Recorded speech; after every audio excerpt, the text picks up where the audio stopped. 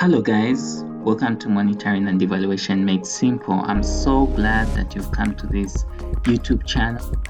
A lot of positive responses have come and I'm happy to say that many write to me. Please continue writing to me using my email. In case you have any questions, I'll be happy to assist you because your votes, your interest means a lot to my channel, means a lot to me. So continue writing to me. So in case you're here for the first time, don't forget to subscribe to this channel because every now and then I post the latest updates. So today we'll be looking at how to develop indicator reference sheets for KPI indicators.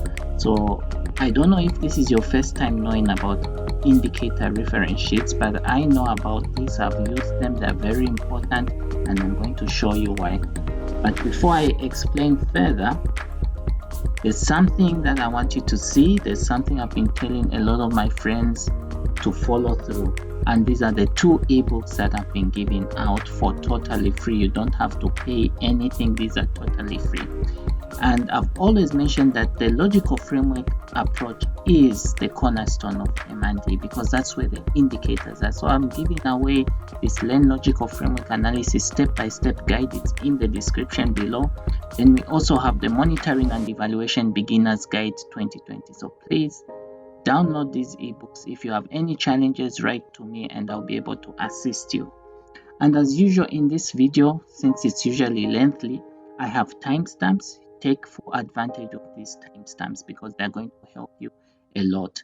In case there's a part of this video that you want to skip, you just go to the timestamp in the description below, click on the timestamp and it will take you to the part of the video that you really want to gain information on. So without wasting any more time, let's get started, shall we? So what are indicator reference sheets?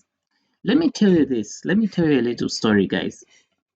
I had been practicing monitoring and evaluation for over 2 to 3 years, and I didn't know anything about indicator reference sheets until they employed another more experienced gentleman in M&D in our organization. He wasn't he wasn't above me, no, but he was more experienced and we worked hand in hand in building a better system. So it made me realize that actually you may be doing monitoring and evaluation, but not everybody knows what indicator reference sheets are, and you may not even know what they are. But I'm here to help you understand what they are. So haven't you ever come to haven't you ever had this challenge of whereby an indicator is defined in a log frame, but people have different understanding of what it means, okay? So indicator reference sheets are developed in order to have one standard definition so that you don't have this confusion which comes into people's mind. Let's say if we're talking about the net income of farmers, everybody should understand what net income means.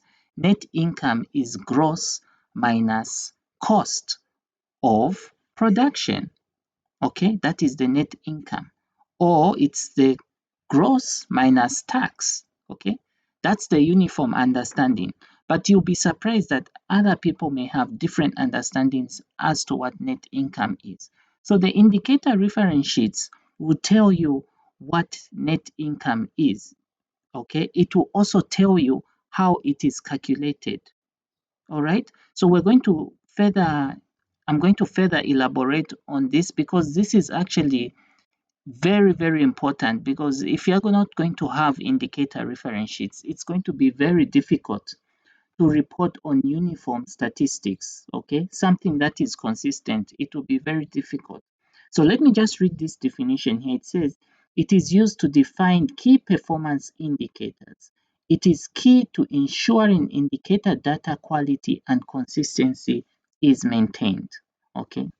So let's get further, shall we?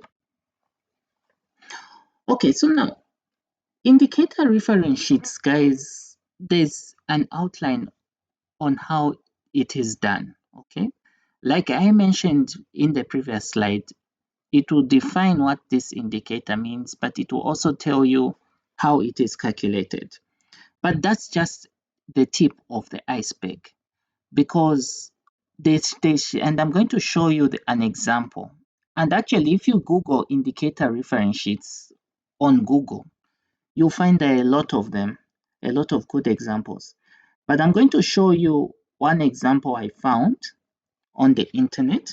But first, I just want to give you the outline of how these indicator reference sheets actually are.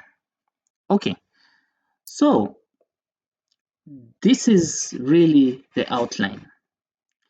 On these sheets of paper, you have the name of the indicator, okay?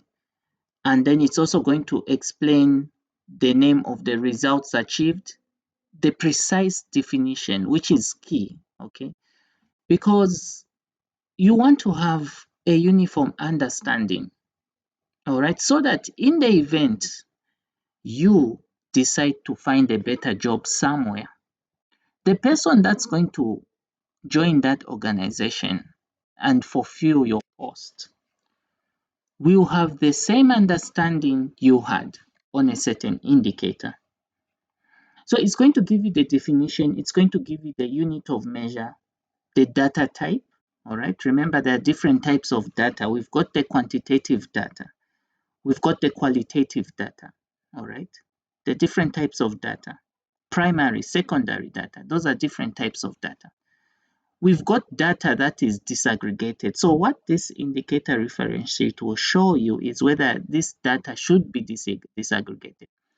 And if we are talking about disaggregation, for instance, I'll give you an example. Like if we go back to the net income example, imagine the indicator is net income and you want to disaggregate that net income.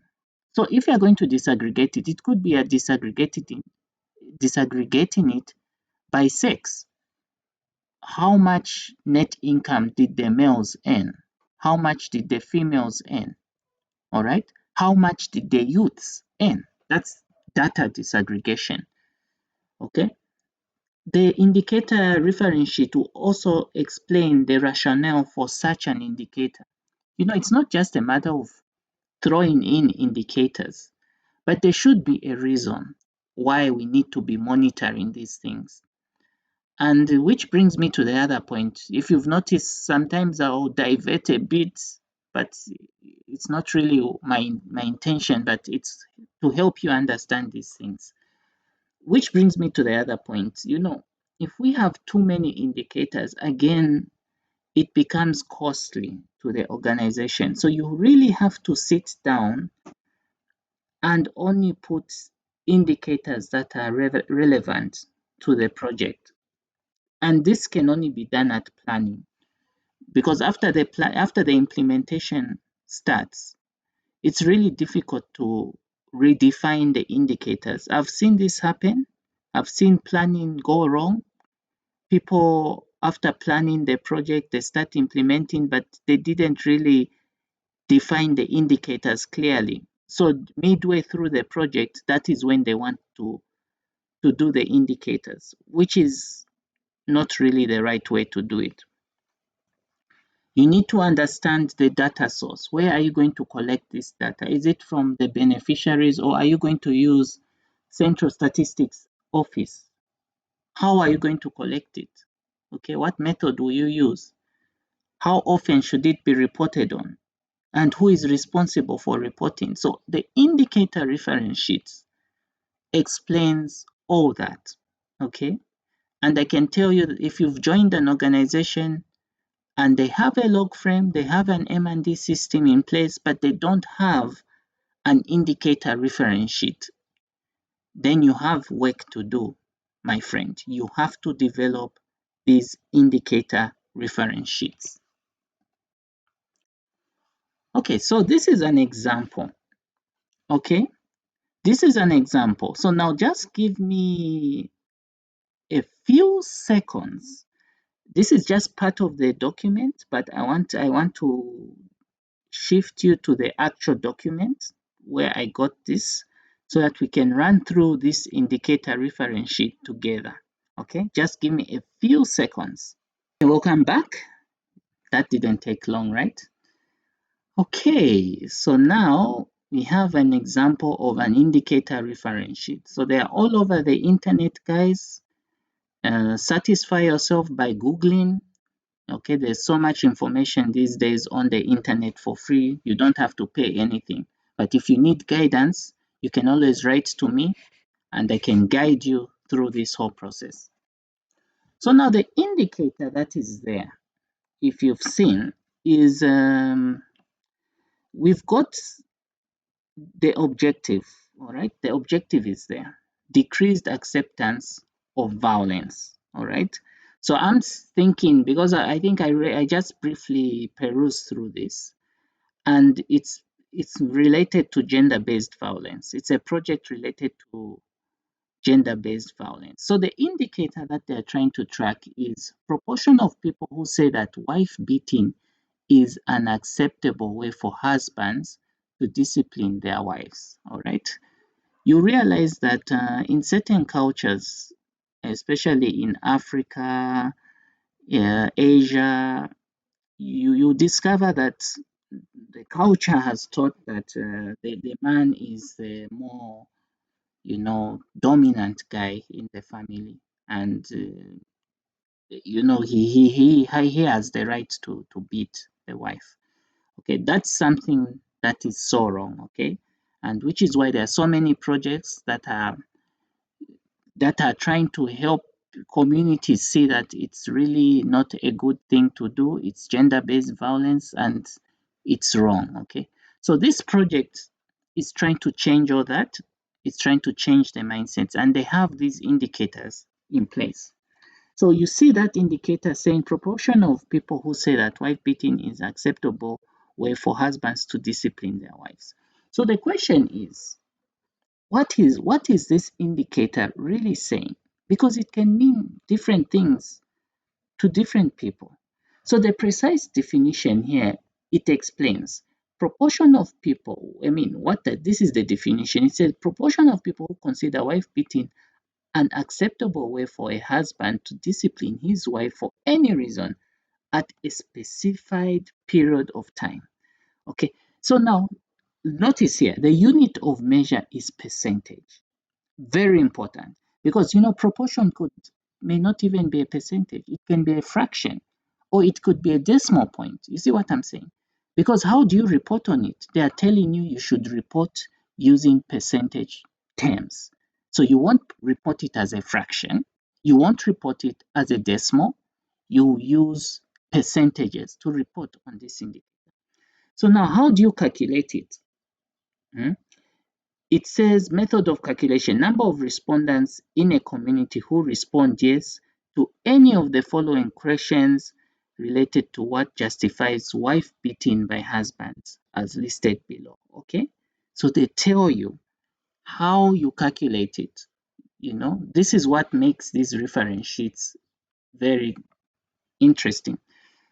Okay, so they are saying that you calculate it by you ask these questions. Sometimes a husband is annoyed or angered by things that his wife does. In your opinion, is a husband justified in hitting or beating his wife if she is unfaithful to him?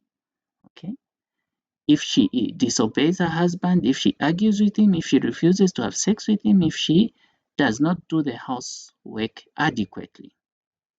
So it's only limited to this question, guys. You don't go anything further than that. So you ask these questions, and that is when you register the data. It shouldn't be anything outside. So if somebody says, for instance, yes, okay, it's justified if she does any of these following things. It could be one or it could be a combination of these things. But if she does any of these things, someone says it, then you register it as the data.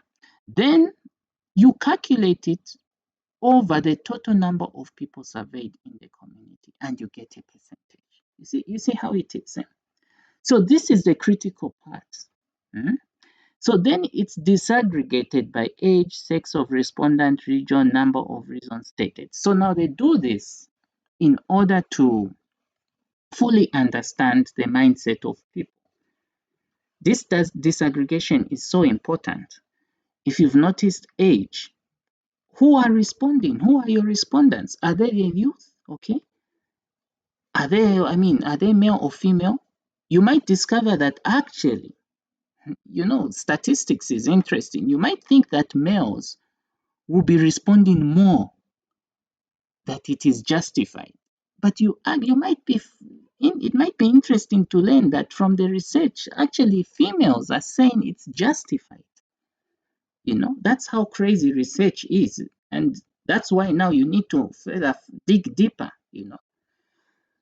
Okay, so justification, why is this important? The outcome measures the level of acceptability of wife beating, and he goes on and on to explain why it's acceptable. Okay, so now the method of data collection here, it says list the sources of the raw data. The levels of collection is a third party and describe, they said too much detail. Okay, so here they are just giving instructions. They've not really told you what is involved. Okay, right? But they've just guided you. But the data collection method is definitely one-on-one interviews with respondents. Okay, and then the frequency of this collection of data, it could be monthly, it could be semi-annually, it could be annually. Okay, and then the estimated cost of collection. Okay, so now when it comes to cost of collection, you need to factor in, like if you're going to do one-on-one interviews, it means that you need to factor in the cost of travel, you need to factor in the cost of stationery, you need to factor in your daily subsistence allowance. Okay, all those things need to be factored in on the cost. All right, so you can see that actually this is a very important tool. All right, it even explains you, it gives you a table that you can use to say, okay, when you collect this data, you have the baseline. Okay, and then each year you're collecting, you're writing into this same table, which helps you track progress. Okay, so really the indicator reference sheet is so important, guys. All right, so I really hope, if you haven't been using this kind of tool, it's so important you start. You need to start using it, guys. You need to be really on top of things in the year 2020 despite the COVID. In fact, this may be the best time when activities have slowed down. This might be the best time for you to start developing these tools. This is where we end for now, guys. If you have any questions, please write to me on my email. Until we meet again, I've been your host, Coach Alexander, and see you on the other side. Bye.